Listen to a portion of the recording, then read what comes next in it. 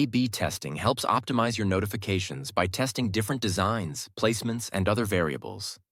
Follow this step-by-step guide to create and test multiple variants of your notification in Wisernotify. Select the notification you wish to test. For example, we'll choose a review notification. Click on the A/B testing option next to your selected notification. You'll see the variants panel displaying the currently available variants. Here, I have created one more variant, so currently it is showing 2 variants.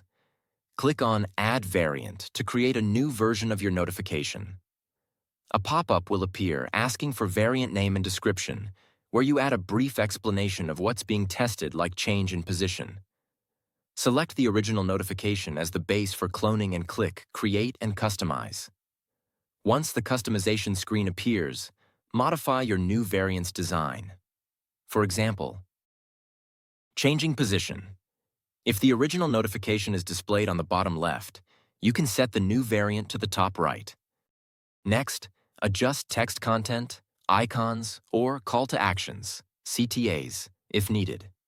Also, you can modify timing settings. Note: the display rules and data source will remain the same across all variants. Only the design section can be modified for each variant.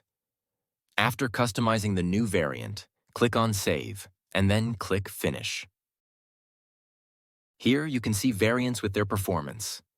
Each variant's report includes key metrics such as impressions, hovers, clicks, and CTA click count.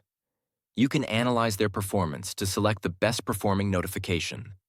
Similarly, you can create and test multiple notification variants in Wisernotify. If you need further assistance, don't hesitate to connect with us via live chat.